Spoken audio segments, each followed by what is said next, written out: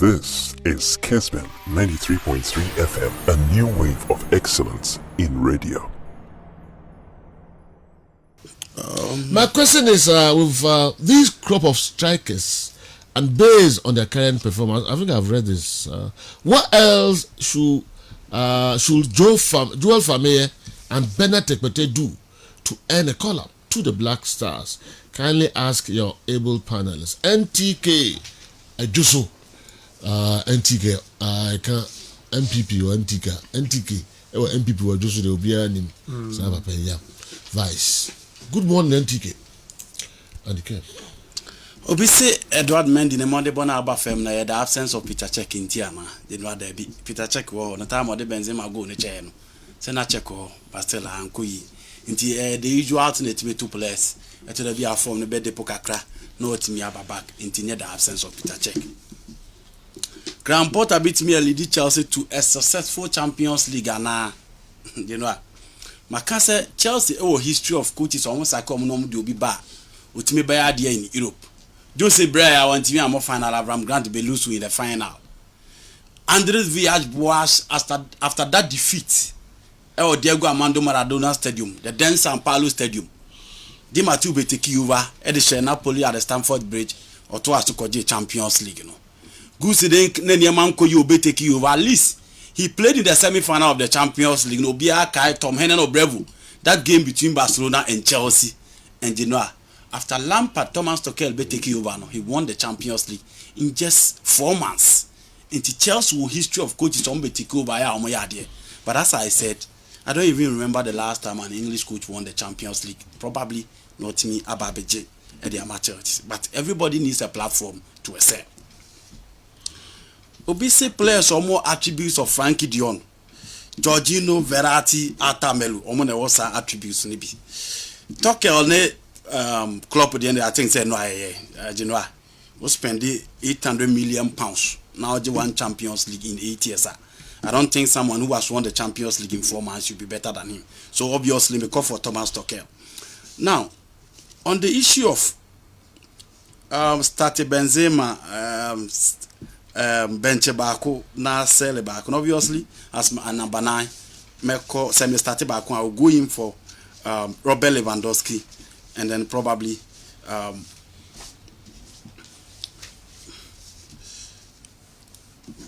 one will see you. Oh, see, me started Lewandowski.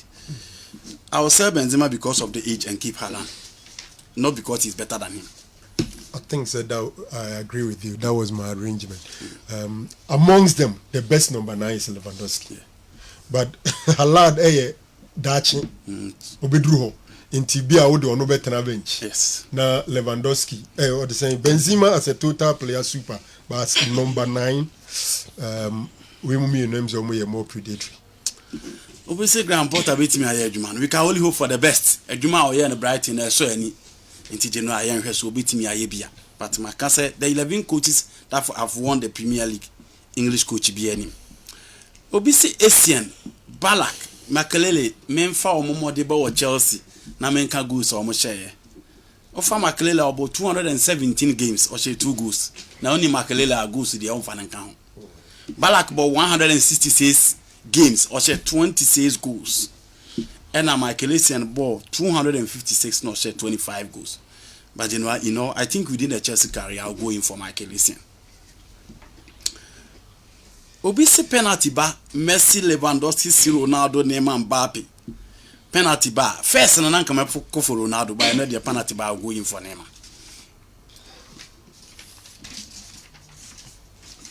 Okay, I think that is for the Laka. Now, on the issue of the Franco Kayana, that scared deserve continuity. You know, I agree with Franco say, and ne ubi or baby as or baby PGFA president no. Get a favorite, no matter what, because to be team projecting who we deem Emma club officials knew who say onu na eba the next time. I remember the last edition after Congress on Busa Georgia Free Maoka say I feel no say BB about one stating intentions and very clear. But upon all this, I think it is the usual political tool most of the politicians they used to say about the next time. if you have time to go into all these dynamics, your league now year born last season any sponsorship, the Obe winning league no near about 2.5. We have $1 million sponsorship now, the Obe winning about 3 billion cedis. So you draw the dynamics yourself. And penny for the Basi league in a crowd bet that I fed you a year film just yesterday. I fed you a bet, you know, Ghana Premier League, Asaba, Ubeti a car. Now you have the GFA president on board. Try to explain how I'll be for to a cabinet no way league in him. Referees are not paid. A besine, ya babishi league, I say, Omudi Omoka Muntiai. Ya babishi division 1, so Omudi Omoka Muntiai. It is Genoa. I think so, Penina idea, but the modern one ain't enough for continuity. No. Hey. Oh, yes. Sir. Yes. And is there now kasi a 2 bande obasa winning? That is different from the question. Yeah, 2 abandon will be winning, and they say Opes or Tuaso, and I say also or Tuaso a different questions. And you know, oh, but so chese. You know, I'm only scrutinizing him, and I make us you need sponsor. You know, fefe of late, you know, sponsorship, league organizing on in when idea Black Star success, The Black Star had our West AFCON for the first time in close to 40 years. We can't overlook that. You know, we can never overlook that. Your Black Star, they are qualified for the World Cup, but I'm saying that we had our worst spell in the AFCON. We can't overlook that. No. Your under 29 born a ball 7 matches. We cannot overlook that. And I'm saying that if you don't have a sponsor near Bullock, now we need 2.5. Then you need 2 million sponsor. Now you need 3 billion. You just oppose the 2. You say bet me and I feel the betting. Your league organization. We are talking about referees that have not been paid since last year. One is me in Chabet. Oh, me keep Ebekan Waha. Me in Chabet. Oh yes. Debbie. No, Debbie. Miss Yeah. What's your semi in Chabet? And I make catches Obianca some my in Chabet. Nibianca some my in Chabet. Now, quite if the league in the first say, we dear no and son of your ball league, you know. Be a better goal, say, Uzu say anyone, why no? And Obianca said here. General, I'm saying the issue was already bet power sponsorship on the buy. Now the concern was see a bought the rule say in bet power there. Not just a league in here, the bet. And no more catch and say bet power, you know, deal no. Mercy on coin say mobile list Ghana games, no. Bet power. Yeah, my for Ghana games, no. Bet power for new coin say on bell list Ghana games, no, for betting. Any movie cast a sanity there, bet boy pa because your fear is there. Ye league na bet power listed. Na yes I bought the rules and microphone could try a bet in the Benjamin. Okay. I fed the no buy I say ya cofa footy cash and also a bet and no there ye bet listed Ghana games, you know. I'm what Marco win, draw or lose. Okay. So the problem is a day I join a new hunty, I can say bet power. Moon listed Ghana games, you know, or for betting. Nene de was a cofa footy cash there by say a fed ye bit me bet, you know. So I think that it's communication and the and yes sir o man ka say me ntwa bet so ntumi nkofa bet company now nkoka say mo bia nkotwa bet and then nka wo bo hu da wuru say they didn't say that but they said that they will not list the Ghanaian game on bet power e foreign games no meaning say what you say here the difference now that was that statement but when you say almost me ntwa bet the moment I will share bet power a promoter in all country and comforting. Almost when you predict and win. Predict and win. I know the bad, yeah. Now bet in your predict and win. Who could travel? Joe. No, you're impressive. Joe, who person Kwasama? Yeah, I drew her. Now, person be that predict and win. Kwame, yeah, can say we are about. Joe, predict and win a chacha. Who predicting is saying.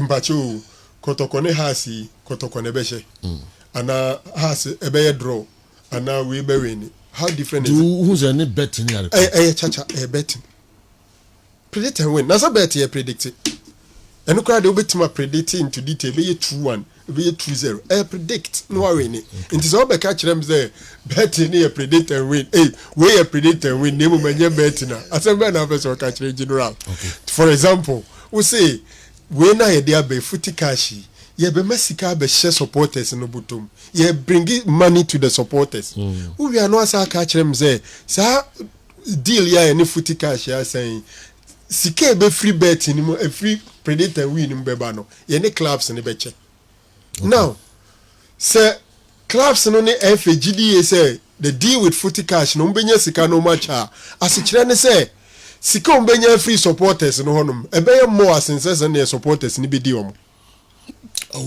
So eventually you may end up taking money from the supporters instead of giving money to supporters. Be every hono ma good. If you to me atiasi predict win ni bet ni ada. Do me fa ka cross so asa na dia to aso. So ni say na so de wa unu ya nim da ho kama wa hwe bibia ni. Last so no be beto to bomb haro. Do zenye na oba na wa nwram yi. Joe, say you can't predict a winner. Mpacho body na radio for no bisuti. Na so be o hwam zubeti. E no be o tim kase bia mpacho. So radio for no bisuti. No be na yoti. Say papa na to general to beka. Body. Eriko Usubensa. Kala. Yenko. Say can't predict. It's like say Endra yenamia many dollar. Tama news broke ya say broken news say kwena uno say na banka dollars mo nya ba no me sawade no me can predict and win asem no and boss what cry no guys say sanity there 96 it would 69 you kwa year say 1 week draw na nipa na win say 69 lo and behold predict and win 69 boy and then predictor we are do the now there part of the be friend chalo to make say and you might can predictor whenever you go to lotto kiosk and any game center now be predict biano who see send this card akọ this card say biano chacha it don't make differentiate say ma referee okay say now no referee bi so a o si ba o twa bet also ko ka say na me ko ma predict say Franco Nero ne Laka de Franco Nero be 3 na ko ba mu a wa twa bet and wa twa bet. So it's better so me sad man. All right. It's a babu and you say sad man intimi boy bebre. You know. Well, I'll say the strongest team in the GPL now. What I think it starts to folk based on the number of players or Marco any players no Makano, you know. I think it's a house of folk is standing in a better position. It will be beside the favorite for the league. Me Makasi league, you know, so far as the two glamorous clubs need enough funds and money to motivate their players or more the supporting base or match in recent times. No, see a best starting game in the January. And my GDS of the two, or more started as favorite. You know, maybe. Oh, okay. I want to contribute to my brother Kessben's message. Sincerely, I think our sports presenters are giving too much mileage to European football. Yes, we've grown up to love the European football because of the vast attention and influence of our media. Just a few days ago, some media houses published flyers for the closure of European transfer window. Afterwards, they had full-time shows for it from 8 p.m. to 12 a.m. Others even ended 1 a.m. Just imagine the tireless efforts and time our presenters put into their foreign discussions. Boss, I have witnessed on countless occasions where some radio stations skipped the GPL commentary for EPL. I don't know if such actions are born out of disrespect, dislike, or inferiority complex. We need serious reorientation. Didi Akumadan Senior High School. Who comment on? Sikasem Asiense. Sir, foreign one year radio stations, net TV stations, a year no and I drew the Sony you know, omunya sponsors for that. The sponsors and so. It is just all kinds of presenter may transfers in the night. You know, they have money. You know, besides that, Obi or best kept GPL for foreign BI. It is because of sponsors. I'm not saying that is the best, but it is because of sponsors. You may this kind of run company no. Into omo yes and sika enya ahead of the local and anything omo choose those games ahead of the local games. Companies na work Ghana no. Yes. Foreign commentary no any discussions no ne ade no. Omo discuss be them. Oko for local commentary obe bresa awunya bi. And one thing you know, the radio station this one of them, you know, I pour my 4 o'clock. Yeah. At the end of them, I have say transfers 10 o'clock to 12 to hours. Because you can't see a penny a carbontia. You've been a sponsor to be prepared on the Baby DTC and just our transfers. And we had other radio stations and TV stations almost year local transfers. Okay. Moreover, you know, it is so easy. Say Oko internet, and that's also per Chelsea, almost last transfers, almost ya ubina.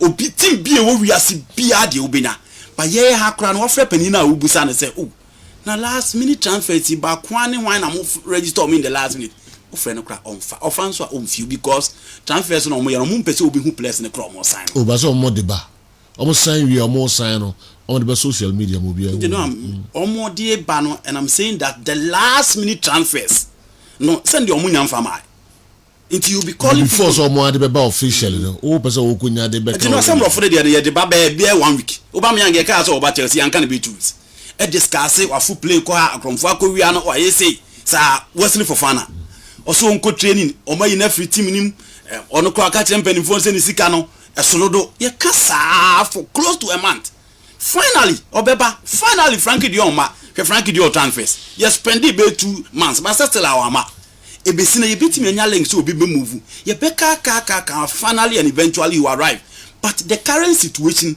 I was say ye link with the respective class emo my what is going on you know I can no say kotokone as season be we no mo beto players you have this club chairman on radio or TV stations they will be sitting down and they will be telling you say we our refikala FC yakofana ba we ewo hazaka se yakofana ba we ewo abusia do se yakofana ba we wo bia United e kwa yakofana ba but the supporters ne club busia omse players be na om teams ato om nim om why the system has changed and you know the problem is the link between the PR of the clubs and the radio station or the media men you need how to follow supporters oma complain several times and Baba Shai was a typical example so floor pariado omfa a club PRO asking a chapter's PRO say on money news non fan comma the supporters you know offer no omfa so whom do you blame we don't have the information and nothing emi intimi nyesa we don't have it obi busa fa